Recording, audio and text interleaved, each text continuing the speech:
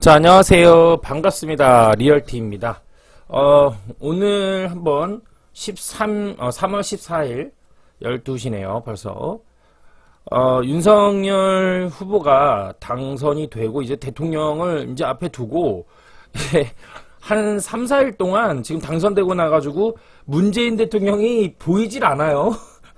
원래 그래요. 뭐 어느 대통령이 되든 이 새로 이제 정해진 대통령이 딱 이렇게 되면 그때부터 이제 새롭게 등장할 대통령한테 완전 다 초점이 돼 있지, 기존의 대통령이 이제 끝났기 때문에 완전 뒷방이 됩니다. 그래서 문재인 대통령이 이제 얼굴이 안 보이고 있어요. 그죠? 바로 그렇게 되고 있는데요.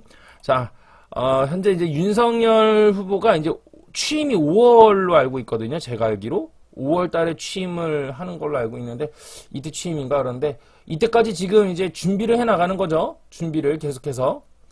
그죠? 준비를 계속해서 해 나가는 건데, 이것저것 뭐 얘기하는 건 많아요. 그죠? 그래서 많이 많은데, 부동산에 대해서 지금 이야기가 나오는 거가 뭐냐면 1주택자들 한해서 종부세를 없애주거나 감면을 완전히 하기 위해서 공시지가를 언제까지 한다? 2020년까지로 해서 만들겠다. 2년 전으로 백으로 돌리겠다. 이렇게 얘기를 하는데, 다주택자들에 대해서는 현재 터치하는 부분이 아직은 이야기가 그렇게 있지는 않아요. 그죠? 특히 법인에 대한 부분이나 이런 것들은 되게 아직까지도 얘기가 이렇게 뚜렷하게 없는 부분이 된다라고 볼 수가 있겠죠.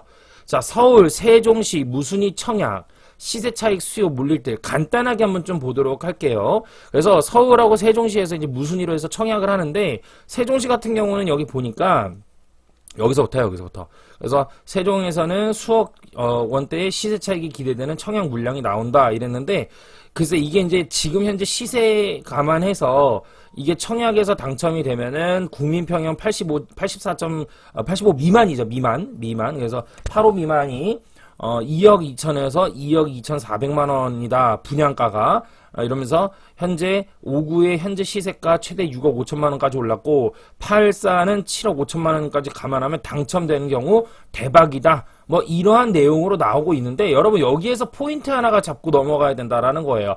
여기에서 지금은 분양이 이거 이제 난리가 날 거라고요. 이런 것들이. 왜? 지금은 이게 싸 보이거든. 그리고 나중에 내려가더라도 여기까지, 어디까지? 2억 2천에서 2억 2,500까지 내려가겠어? 그러니까 이건 버는 순간 무조건 돈 버는 거야 라고 생각을 하겠죠. 그래서 이게 청약의 경쟁률을 엄청나게 높게 많이들 몰리지만, 이 분양하는 부분에 있어서 잘 생각해야 돼요. 중흥 S클래스죠. 그쵸? 그리고 잔여 물량이잖아요. 물론 잔여 물량이긴 한데, 이러한 것들이 잔여 물량이 199가구인데, 이거는 물론 떨이하는 거 있어가지고, 왜 이 가격에 할까? 응? 왜 이 가격에 할까요? 왜일까? 다른 게 없어요. 이거가 생각을 안 해봤죠. 왜 이 가격에 할까요? 제가 유튜브를 안 찍었더니 우리 카톡 단체방에서 우리 이동호님께서 왜 영상 안 올리시냐고 매일 올리다가 죄송합니다. 지금 계속 이래요. 이게 코로나는 거의 끝났는데 제가 볼 때는 기침이 계속 나와요. 이게 아직 남아 있거든요. 왜 그럴까요? 그래서 이게 제가 영상 찍기 참 컨디션이 애매해요. 여러분 그렇게 궁금하면 7기 수업을 들으세요. 한 자리 남았습니다. 이게 제가 영업하는 게 아니라 7기 오면 여러분들이 고기 잡는 법도 배워요. 직접 해가지고 분석해서 하는 것도 배우고, 돈을 어떻게 불려나가는지도 배우고, 어떻게 사고 어디서 사고 무슨 징조가 나타나고 이런 거 다 배운단 말이에요. 그러니까 한 자리 남았습니다. 여러분들 잠깐 중간 광고했고요. 여기까지도 가격이 떨어질 수 있다라는 거를 열어둬야 돼요. 두둥. 너무 충격이죠? 여러분 생각해 보셔요. 잘 생각해 보세요. 우리는 사람은 항상 망각을 합니다. 잊어버린다는 얘기죠. 여러분 작년 8월에 그죠? 작년 8월에 코스피가 3,150일 때 제가 2,600선까지 빠진다 했을 때 저보고 다들 미쳤다 그랬을 거예요. 말도 안 돼. 설마 거기까지 오게. 진짜요? 막 이러면서. 그쵸? 그리고 또 하나 한번 볼게요. 제가 또 작년에 세종시 가격이 8억일 때 제가 얼마까지 떨어진다 했어요? 4억까지 떨어질 수 있는 가능성이 있다 그랬죠. 이것 때문에 난리가 났죠. 이때 제가 부동산 지인했을 때. 그쵸? 근데 지금 얼마냐면 5억 찍었단 말이에요. 5억 찍었어요, 실제로. 이제 곧 있으면 4억 찍습니다. 근데 여기서 재밌는 게 뭐냐면 8억에서 제가 무너집니다 라고 얘기했을 때 1억 정도, 2억 정도 살짝 그러니까 부류가 많았어요. 무조건 간다. 무슨 소리냐? 간다라는 사람들이 되게 많았고요. 계속해서 올라간다. 이런 사람들이 많았고 1, 2억 정도는 떨어질 수 있으나 그렇게까지는 떨어질 수 없다라고 얘기를 했어요. 그리고 또 나가서 전문가분들 중에서는 이게 떨어지더라도 잠깐 떨어질 것이다. 잠시 떨어질 것이고 세종시는 인구가 증가하고 있기 때문에 다시 올라가는데 금방일 것이다. 이렇게 얘기하면서 버틸 수 있으면 버텨라. 이거 다 전문가들 몇몇 사람들이 한 얘기를 종합한 겁니다. 잠시 떨어진다. 금방 오를 것이다. 버틸 수 있으면 버텨라. 인구 많아진다. 그런 얘기 했었죠. 근데 8억에서 지금 5억 찍었죠. 여러분 8억에서 5억 떨어질 거라고 이 짧은 기간에 더군다나 누가 예상했겠어요? 이렇게 갑자기 급냉으로 시장이 정지될 줄 누가 알았겠냐고. 맞습니까? 아닙니까? 맞지요? 예, 그쵸? 여러분들 정신 차리세요. 리얼티 귀한 줄 좀 알아줬으면 좋겠어요. 카톡방 요즘 조용하면은 별로 안 좋아해. 채팅 참여율에 따라서 나중에 인정될고 갈까봐.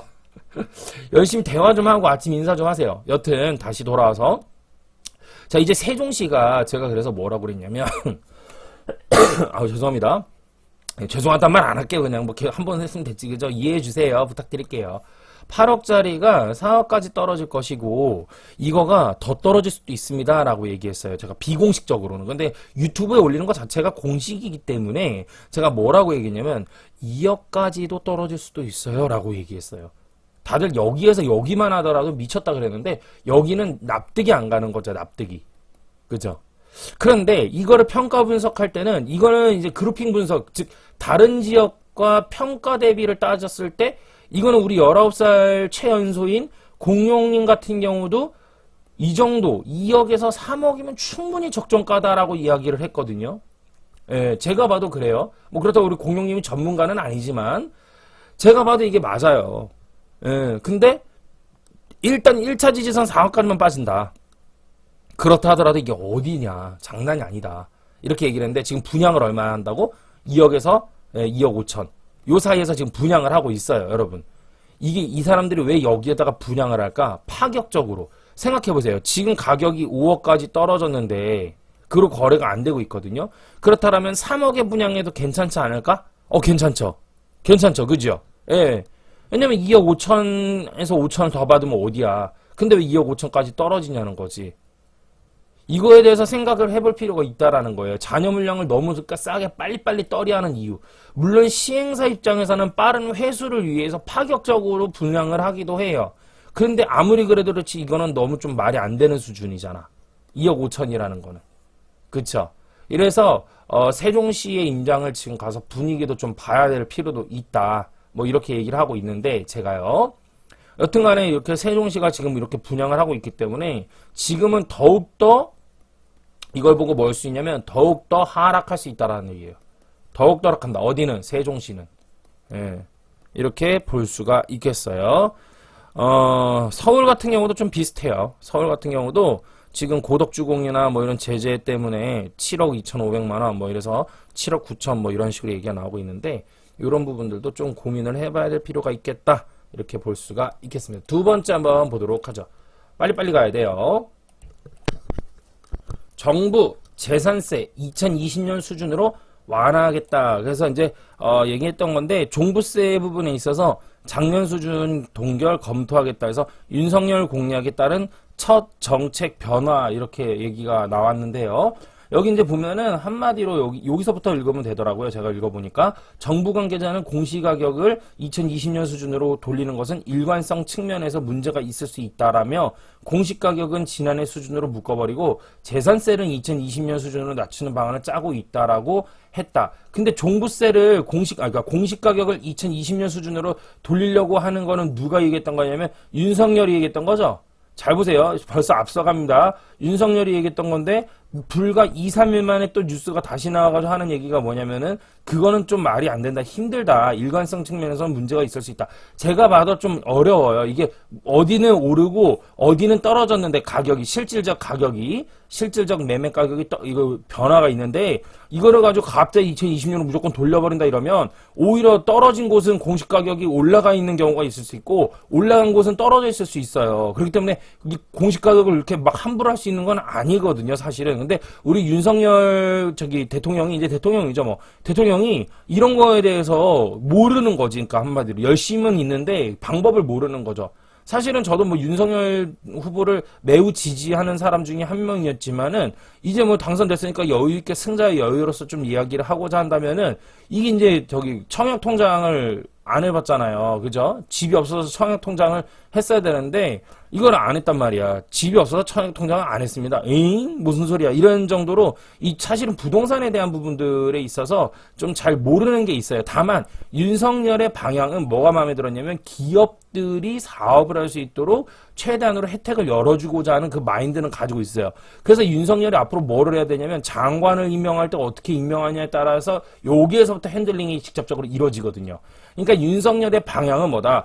부동산도 좀 안정화시키고 기업들의 사업도 잘 되게끔 해서 일자리를 늘리고자 하는 그 취지가 있어요. 그러니까 대통령이라는 자리는 어떤 것을 직접적으로 핸들링하는 것이 아닙니다. 직접 하는 것이 아니라 장관을 내가 이런 방향을 갖고 있다 이러면 이런 장관들을 안 치는 거예요. 그런 마인드를 가진 장관을 안 치고 너 방향대로 이끌고 나가. 난 이런 방향이다. 회의하는 거야 서로. 그래서 장관이 얘기하면 윤석열은 도장 찍어주는 거예요.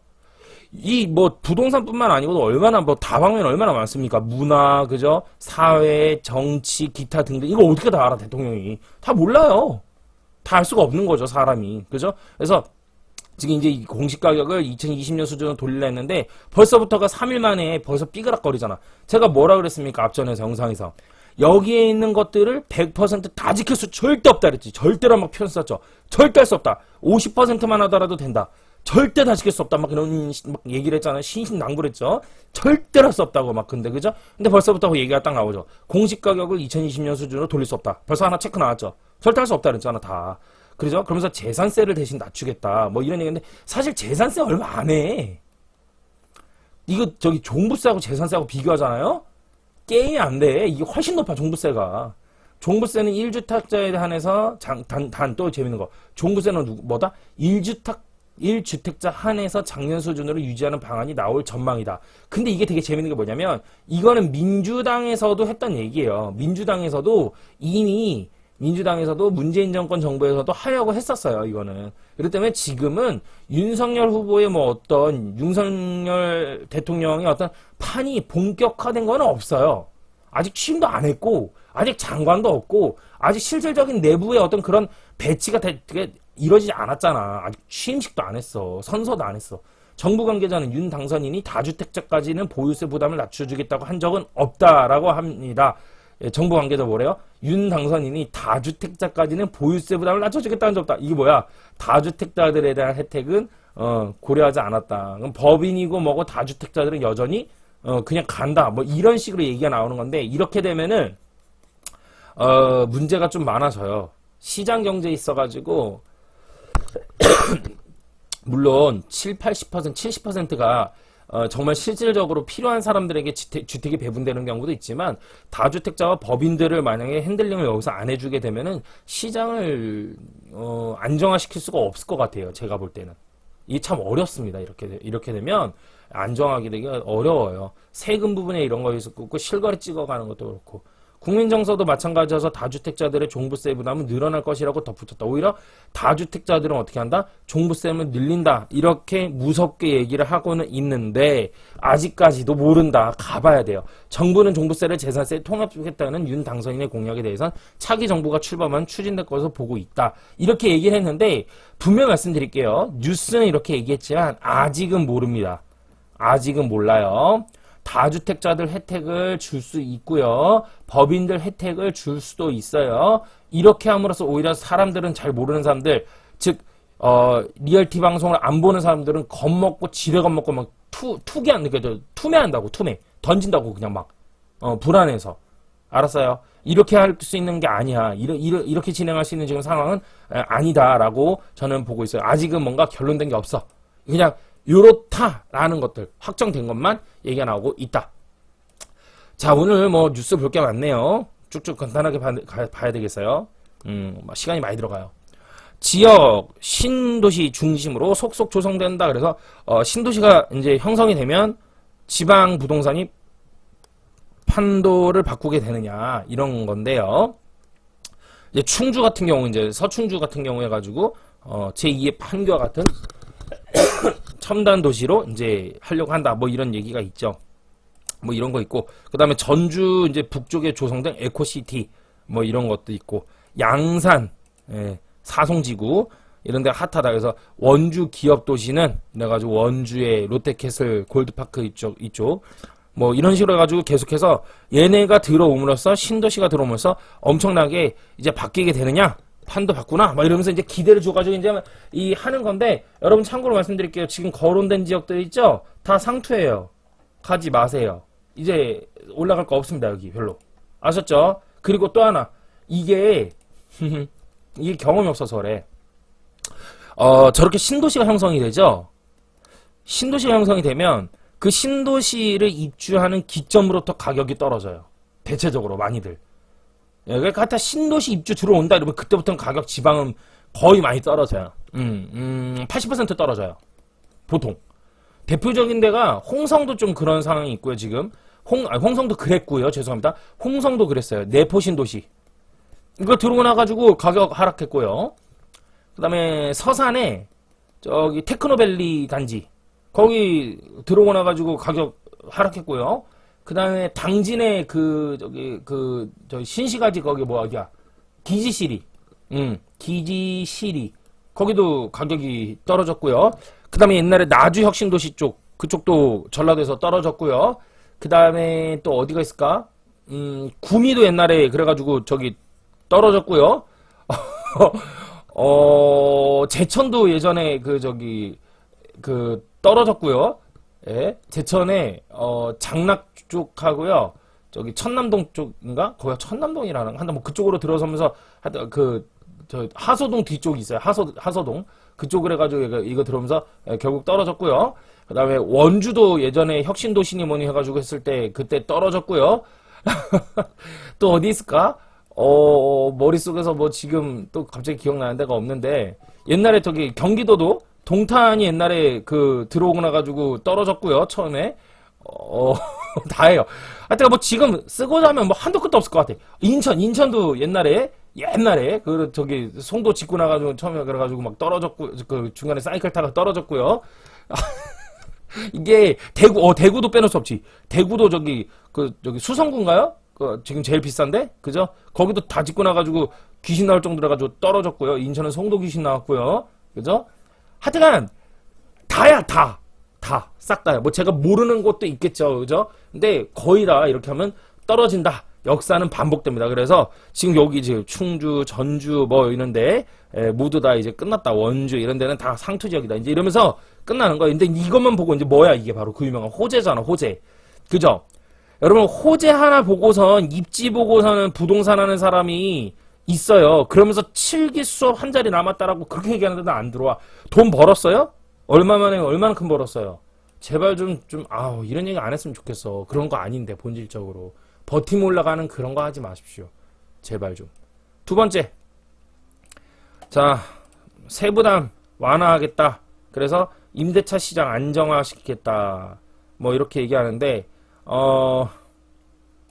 보자. 전문가들은 주택 공급처는 중장기적에서 뭐 세분화 완화 이런 거 있어가지고 근데 어떻게든 세분화 완화 시켜가지고 물량 나오게끔 하는 거죠. 근데 제가 볼 때는 이거 같아요. 지금 만약에 종부세를 건드리지 않으면 양도세를 좀 다주택자들 양도세에 대한 얘기는 지금 안 나오고 있거든요. 그래서 요거 한시 배제도 약속했다. 요거 있거든요. 그러니까 윤당선인은 사실은 잘 하는 거지. 그러니까 어떻게 하는 거냐면 보유세는 늘리는 거야. 갖고 있으면은 너 먹인다 세금 이렇게 하는 거죠. 근데 양도세, 그죠? 양도세는 2년 동안 면제해 줄게. 그럼 어떻게 사람들이 팔겠죠? 그렇게 해가지고 빠져나갈 수 있는 이 퇴로를 이렇게 구멍을 열어준 거야. 이렇게 모르는 거야. 고기몰이 하는 거야. 이렇게 일로 쪼이는 거야. 이렇게. 그리고 저쪽을 열어두고 이렇게. 그럼 이렇게 나가게끔. 그죠? 근데 문재인 정부에서는 어땠어요? 이걸 틀어 막아놨잖아. 그리고 여기서 쪼았잖아. 이렇게. 그죠?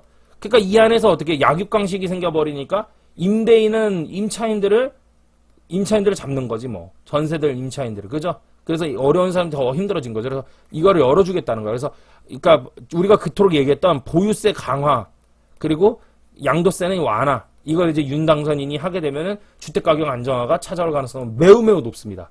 예, 매우 높다. 아주 포인트네요. 그래서 지금 종부세 안 건드는 거네. 보니까. 그죠? 대신 요거를 건들 거예요. 양도소득세를 건드려서 매도를 좀 하게끔 할 텐데, 문제는 뭐예요? 대출을 이제 풀어주고 받아가 나서 물건 받을 사람들한테 이제 또 혜택을 줘야지. 그래야지 다주택자들이 팔거나 뭐 이러면서 좀 가격이 완만해지죠. 예. 팔게 되면 어떻게 될까? 빨리 팔아야 되는 거지. 높은 가격 받으려면 안 되고 빨리 팔아야 되는 게 답이다. 예. 아주 큰 정답 알려줬어요, 제가. 아, 나 이런 거 왜 떼는지 몰라. 나는 보지도 않는 걸. 공시가격 상승률 20%안 넘을 듯. 그래서 역대급 거래 절벽 반영했다. 그래서 거래에 대해서 뭐 나온 건데 지금 거래가 뭐 한 20년 이래 거의 진짜 최고 바닥인 것 같습니다. 예, 그 다음에 또 뭐가 있냐면 자, 협치 없이 부동산 대모 뽑기 한 개. 나 이런 거 보지도 않은 거 왜 뜨지? 나는 두피 가렵지도 않은데 나 코 가끔 골아요. 피곤해서. 자, 협치 없이. 근데 검색하진 않았는데. 협치 없이 부동산 대모 뽑기 한 게 공통 공약으로 풀까? 그래서, 여기 보면은, 종부세 세부담 상한 인하 시행령으로 시행 가능하다. 이래서 공시가격에 대해서 개선하겠다. 아까 뭐 그 얘기네요. 그죠? 그렇게 해가지고 한다. 그럼 이제 다주택자들 양도세를 풀어주고 이러면서 좀 돌아가게끔 하는 거죠. 이렇게 되면 이제 단기적으로 이제 취등록세가 어떻게 되냐에 따라서 사실은 또 다른 시장 경제의 원리에 의해서 돈 벌 수도 있는 사람은 돈을 벌 수 있는 기회가 열릴 것 같아요. 제가 볼 때는. 예. 이제 윤 정부가 어떻게 하느냐를 좀 더 봐야 되겠지만 제가 볼 때 지금 일단 이 상황으로 봤을 때는 양도세는 한시적으로 풀어주고 보유세는 강화시키고 그 다음에 대출에 있어서 풀어준다고 그랬고 죄송합니다. 그 다음에 대출은 풀어준다 그랬고 이렇게 된다. 그러면은 자유시장 경제 체제를 원한다 그랬죠. 이렇게 되면 올라가는 곳들은 더욱더 이제 앞으로 올라갈 곳들이 생기면서 부자 될 사람들은 부자 될 수 있는 기회가 생긴다. 이렇게 볼 수가 있을 것 같습니다. 이게 이제 어느 정도 되면은 제가 여러분 우리 카톡방에 계신 분들 한해서 무료로 제가 영상을 공개해서 이렇게 세미나식으로 온라인 세미나를 또 열어드리도록 하겠습니다. 여러분 아셨죠? 예, 이렇게 하면 될 것 같습니다. 여러분 고생하셨고요. 오늘 여기까지 하도록 좀 갑자기 마무리가 좀 그렇지만 다 결국 오늘 본 거야. 예, 이렇게 마무리하도록 할 거고요. 대전이 이제 계속해서 이제 본격적으로 하락이 이제 시작이 되는 것 같아요. 제가 대전을 이렇게 좀 살펴봤는데 대전이 이제 서부대대세였잖아요. 대전이 이제 하락기로 본격적으로 이제 접어들었습니다. 그래서 이제 하락 일국면에 이제 나타나는 현상들이 있다. 예, 그래서 우리 그 리얼티 부동산 수업 들으신 분들은 이렇게 얘기하면 이제 무슨 말인지 이제 교재를 찾아보게 되고 예, 아시게 될 거라고 보고 있어요. 그래서 여기 이제 이렇게 세종시하고 대전 여기 있죠. 여기 그리고 요 공주도 추가해야 될 것 같아. 여기가 이제는 계룡시 추가 이렇게 해가지고 여기가 이제 엄청나게 별로 다운 분위기 재미없는 이런 데가 될 것이다. 이렇게 보면 될 것 같습니다. 임장 한번 가야 되겠어요. 조만간에 임장 한번 날짜가 나오면 카톡방에 공지를 하도록 할 것입니다. 예, 여기까지 하도록 할게요. 고맙습니다. 수고하셨습니다. 리얼티였습니다.